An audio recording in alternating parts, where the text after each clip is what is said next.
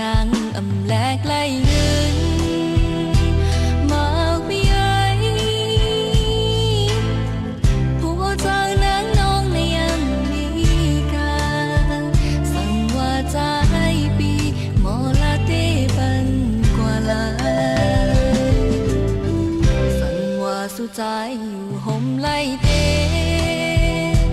ตาบุญนางกูสุใจหักน้องงามคืมเลยอย่าปีให้นางอยู่เลยจอมตุกอยากเจอ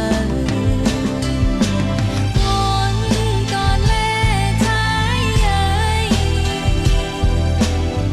เป็นสังสำคืนหยอกโหเจอนาง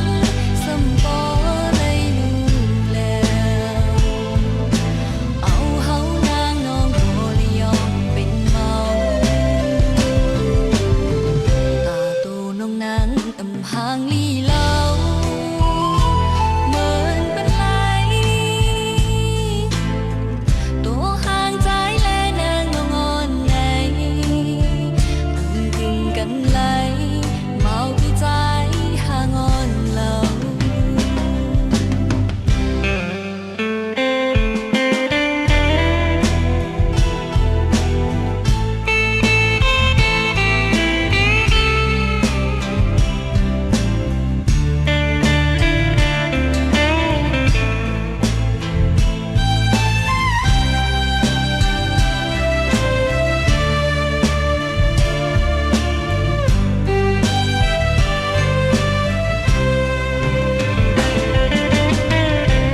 เจอน้องนางอำแลกไล่เงินมาวิไอ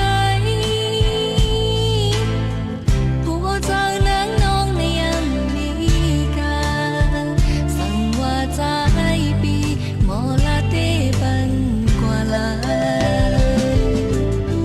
สั่งว่าสุใจอยู่ห่มไล่เต